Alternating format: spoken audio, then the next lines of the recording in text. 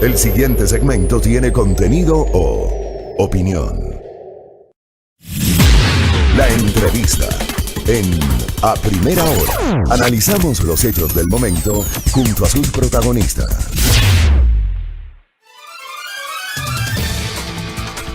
Muy bien, 6:53. Vamos a seguir manteniendo a nuestra audiencia informada en el curso de esta mañana con estas novedades que publica la Fiscalía General del Estado respecto de allanamientos generados en el curso de la madrugada del día de hoy. Tal vez lo más importante para recapitular: allanado el domicilio del expresidente Abdalá Bucaram en el norte de Guayaquil. Bucaram ha sido detenido porque no pudo justificar la posesión de un arma de fuego, es lo que informa la Fiscalía, pero también en su domicilio fueron encontradas cajas de medicamentos. Habrá que ver cómo justifica el expresidente Abdalá Bucaram o su defensa el hecho de que se hayan encontrado estas cajas de medicamentos. Allanado el domicilio del prefecto del Guayas, Carlos Luis Morales, no se habla de ninguna detención en ese sentido. También allanados los domicilios de personas vinculadas a la empresa de agua potable y saneamiento de Quito, y hay algunos detenidos allí, 5 funcionarios detenidos, incluyendo el gerente. De esto les vamos a mantener informados. Bueno, yo decía, Quito hoy pasa al semáforo amarillo, implica una nueva realidad para quienes habitamos en la capital.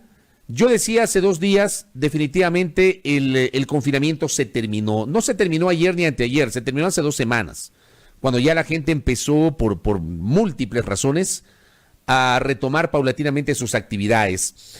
Y he señalado en varias ocasiones y lo he exteriorizado en estos micrófonos, lo he dicho en mis redes sociales, lo he señalado en el programa Despertino, en Suma al Día, que tenemos a las 17:30 en nuestra fanpage de Primera Plana, el hecho de que siento que hoy el común de la sociedad ecuatoriana habla del tema productivo y económico y nos olvidamos del tema sanitario. Hablemos con un especialista, porque aquí, al menos en este espacio, no nos olvidamos de la necesidad de insistir en el tema sanitario. Inti Quevedo nos acompaña en esta mañana. Ella es máster en salud pública. Doctora, ¿cómo le va? Bienvenida. Buenos días, muchas gracias, Fabricio, por la invitación. Qué gusto que nos acompañe. A ver, hoy, según mis cálculos, son 78 días desde que comenzó la restricción y el toque de queda, es decir, desde aquella noche del martes 17 de marzo. Esa noche empezó pues toda esta decisión, esta política de restricción y toque de queda. 78 días después, ¿cómo está el país en los temas sanitarios y cómo está Quito hoy iniciando esta nueva etapa del aislamiento al distanciamiento con el semáforo amarillo? Bien, Fabricio, como usted señala, es muy importante, digamos, recordar y revisar lo que hemos hecho como país, lo que ha hecho el Estado ecuatoriano en enfrentar la pandemia.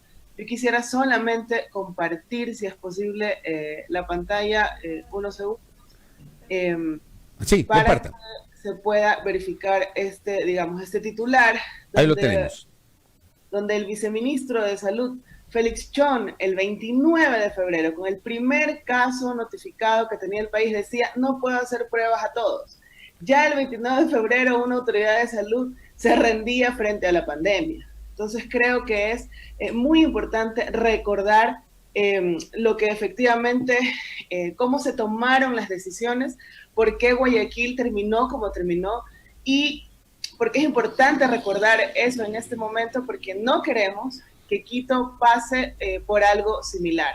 La transmisión de la enfermedad en este momento en Quito se encuentra posiblemente en su pico más elevado, se encuentra en la cima de los contagios. No tenemos datos, no hay información de que esto esté disminuyendo, de que esté controlándose la epidemia, todo lo contrario. Quito en este momento, en esta primera semana de junio, cuando se pretende, de hecho ya se relajan las medidas de distanciamiento, se encuentra en el pico de contagios. Es decir, luego de 2 semanas vamos a tener posiblemente, ya no controlamos este pico en esta semana y vamos a tener un aumento todavía más. Estamos viviendo presión en los servicios de salud. Digamos, muchos medios de comunicación han precisamente informado, porque digamos no lo hacen las autoridades de salud, lo han hecho los medios, de cómo se encuentran las unidades de cuidados intensivos en los hospitales de Quito, que ojo, los hospitales de Quito son hospitales de referencia nacional, es decir, no solamente reciben casos de la provincia de Pichincha, sino efectivamente de otras provincias. Y esas camas, hoy por hoy, tanto las del Seguro Social como las del Ministerio de Salud han recogido varios medios que se encuentran ocupadas a su máxima capacidad. Entonces, es muy importante recordar que si aumenta la transmisión, como es posible que suceda, ¿dónde vamos a poner a esos enfermos en Quito?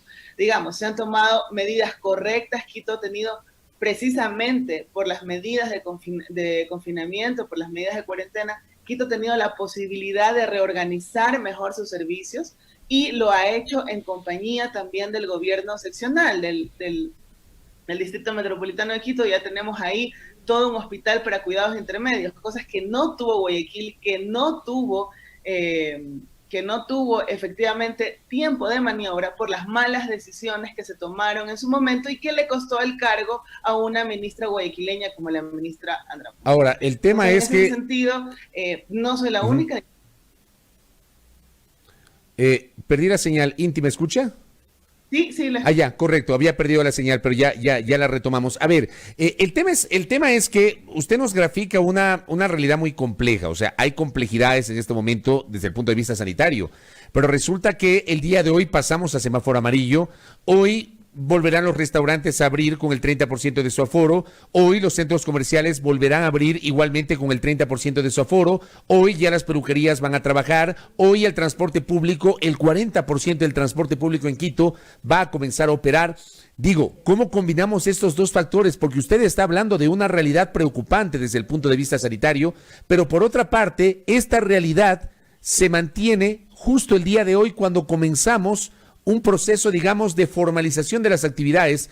Y digo formalización porque hace rato, hace un par de semanas, en Quito ya se sentía una realidad totalmente distinta a la esencia del semáforo rojo. Sí, y efectivamente, además de la normativa de los semáforos que se expidió, además ha habido un cambio también a estos semáforos, es decir, como se trasladó la competencia nacional de poder decidir y tomar las decisiones sanitarias, que esa es una competencia de la autoridad sanitaria del Ministerio de Salud, se lo trasladó a los gobiernos seccionales. Hay muchos gobiernos seccionales que sin información al día, que sin toda la capacidad técnica para tomar esas decisiones, han decidido, digamos, quedarse en rojo. Y esto ha generado presión de las autoridades, presión del Ejecutivo para que relajen las medidas. Como no lo hicieron, ahora el semáforo rojo, digamos, cambia en algunos aspectos y ya no es rojo, ahora el nuevo rojo es el amarillo, digamos, ¿no? Y se van cambiando las reglas del juego precisamente porque los gobiernos seccionales no han tomado la decisión que ahora se entiende el Ejecutivo esperaba. En ese sentido, es preocupante que efectivamente nos preocupa a la comunidad, científica, a la comunidad médica, a los que vamos a estar, digamos, en primera línea atendiendo a todos los pacientes que posiblemente se van a generar en las próximas 2 semanas. Aquí es importante poder recomendar a la luz de la evidencia científica precisamente a estos locales, tanto restaurantes como peluquerías y demás, recomendar cuáles son las medidas que sí sirven y cuáles son las medidas que no sirven y que no tienen evidencia y que lo hemos dicho desde el día 1, inclusive hasta con el tratamiento de las cloroquinas, que siempre dijimos que no había evidencia. Sin embargo, hubo una autoridad que guíe a la ciudadanía. Es decir, hemos visto fallas reiterativas en la comunicación de la autoridad sanitaria para comunicar al ciudadano, no a los políticos, no dirigida solamente a los medios,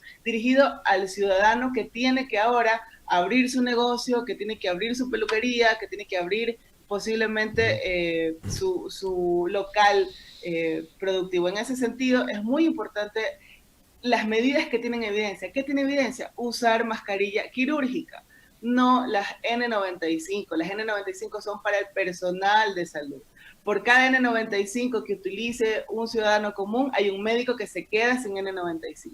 Entonces es muy importante usar mascarillas quirúrgicas, no el uso de guantes, no es necesario usar guantes, más bien los guantes transmiten la enfermedad, sí el lavado de manos, sí el uso de alcohol, puede ser alcohol líquido o alcohol en gel, pero que tengan el 70% de concentración de alcohol. Estas son las medidas que efectivamente tienen evidencia. No a los trajes antiderrames, es decir, no es necesario que la ciudadanía general use un traje antiderrames que no sabe cómo sacárselo, que no sabe la secuencia de uso. Claro, se lo ponen y en el momento de sacarse se contagian si tenían el virus. Entonces están muchísimo más protegidos con ropa normal, con mascarilla, con lavado de manos, alcohol gel y intentando en lo posible un distanciamiento de más de 1,5 metros a 2 metros de distancia. ¿Cómo vamos a lograr esto? Como usted lo dice, es muy complicado, Fabricio.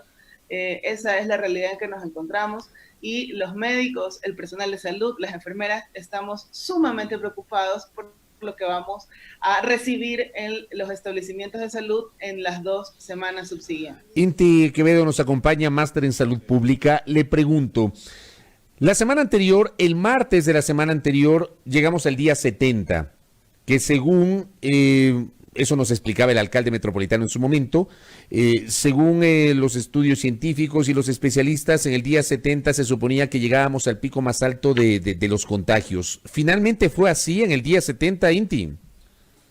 Realmente es muy difícil saberlo por 2 cosas. Por la calidad de lo que se ha hecho, de las pruebas diagnósticas y por la calidad de la información que se transmite a la ciudadanía. En el primer punto, somos uno de los pocos países, espero que no seamos el único, pero digamos, estamos en la lista de los países que diagnosticamos con pruebas rápidas, Fabricio.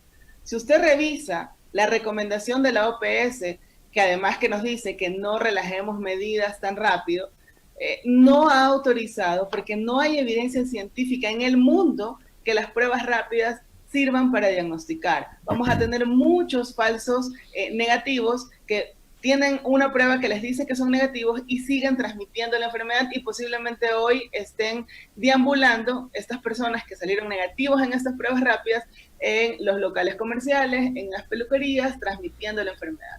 Entonces, ¿cómo saber si estamos en el pico más alto del día 70 si no hemos diagnosticado al ritmo que el país lo necesitaba?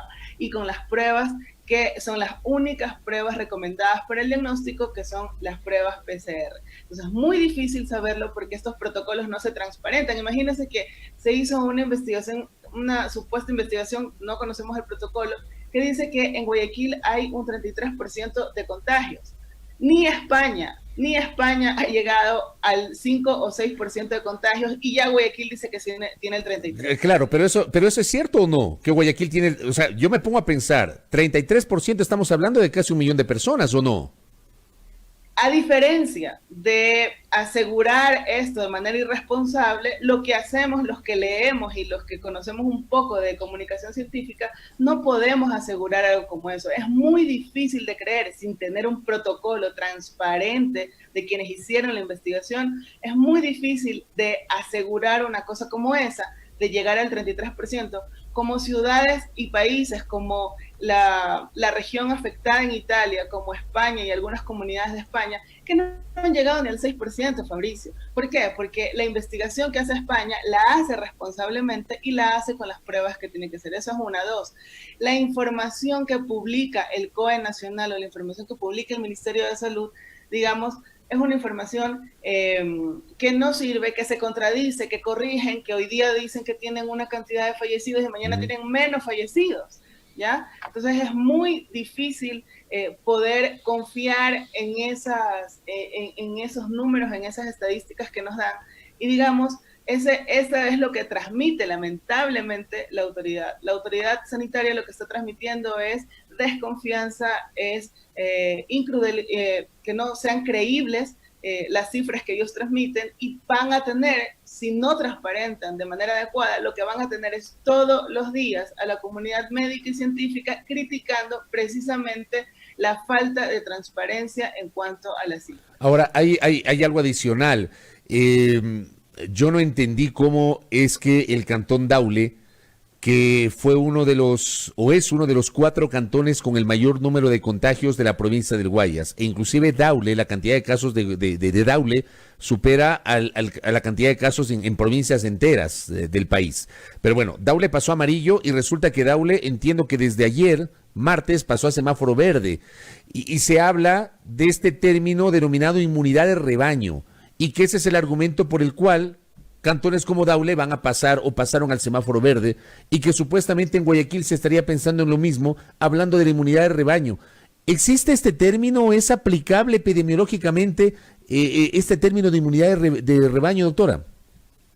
La verdad que, digamos, es lamentable para los que venimos del ámbito de la salud, es muy lamentable escuchar aseveraciones como esas, cuando uno sabe que la inmunidad de rebaño se habla cuando se habla del efecto de las vacunas. Cuando uno tiene una vacuna que puede efectivamente inmunizar a una cantidad importante de la población, llegando a unas coberturas de 60, 80, hasta 90% de cobertura de esta inmunización, solo ahí yo genero inmunidad de rebaño, porque lo otro es que se contagie el 60% de la población, y usted sabe que si hacemos eso, ¿cómo vamos a tener? De hecho, ni siquiera Guayaquil ha llegado a una cosa como esa, y mire el desastre que tuvimos en Guayaquil con los muertos en las calles y en las casas. Es decir, la inmunidad de rebaño no se consigue con la enfermedad natural, con la transmisión de la enfermedad. La inmunidad de rebaño se consigue con vacunas que actualmente no existen para esta enfermedad, y estamos lejos de que todavía existan. No se puede hablar de inmunidad de rebaño solamente con la transmisión natural de la enfermedad. Eso es un error de todo tipo, epidemiológico, inmunológico, como lo quieran ver. Entonces es muy difícil, y lo que usted señalaba, y por eso la necesidad de que las decisiones sean de manera nacional. Miren, los países que inclusive tienen una organización administrativa federal, para estos tipos de casos de crisis pandémicas, ellos llaman y adoptan efectivamente leyes nacionales para que puedan tomar decisiones nacionales, porque es muy difícil atomizar una decisión en una pandemia. ¿Qué pasa en la provincia del Guayas? Usted tiene 3 cantones o 4 cantones, que es Daule, San Borondón, Guayaquil y Durán, en donde las personas viven en un cantón pero trabajan en el cantón Guayaquil, viven en Daule pero trabajan en Guayaquil, viven en Durán pero trabajan en Guayaquil, viven en San Borondón pero trabajan en Guayaquil, o viceversa. ¿Cómo es posible que un cantón en esta provincia esté en verde mientras otro cantón va a estar en amarillo o en rojo? ¿Cómo se moviliza, cómo se organiza la gente? Y puede ser que una madre de familia vive en un cantón, trabaja en otro, y su hijo estudie en otro cantón. ¿Cómo se movilizan entre sí? ¿Cómo comparten eso? Por eso las decisiones en temas de crisis sanitarias, en pandemias, inclusive hasta los países con estados federados, adoptan a estas leyes nacionales para poder tomar decisiones nacionales en ese sentido. Correcto. Muy interesante esta entrevista, porque además nos permite desmitificar algunos elementos que hoy casi que los están manejando de modo epidérmico superficial. Doctora, gracias por el tiempo y por la gentileza. Seguramente vamos a seguir en contacto. Muy amable y muy agradecido por habernos atendido. Buenos días. Muchas gracias. Saludos. Inti Quevedo, máster en salud pública. Ahí tienen ustedes con su visión el tema sanitario. No descuidemos el tema sanitario, sigamos informándonos respecto de los temas sanitarios. La economía es importante, la producción, el comercio es importante, son importantes, pero sin salud no hay trabajo. O sea, partamos de ese concepto. Sin salud no hay trabajo. Hay que precautelar nuestra salud. Gracias a Inti Quevedo, 7 de la mañana con 12 minutos en A Primera Hora.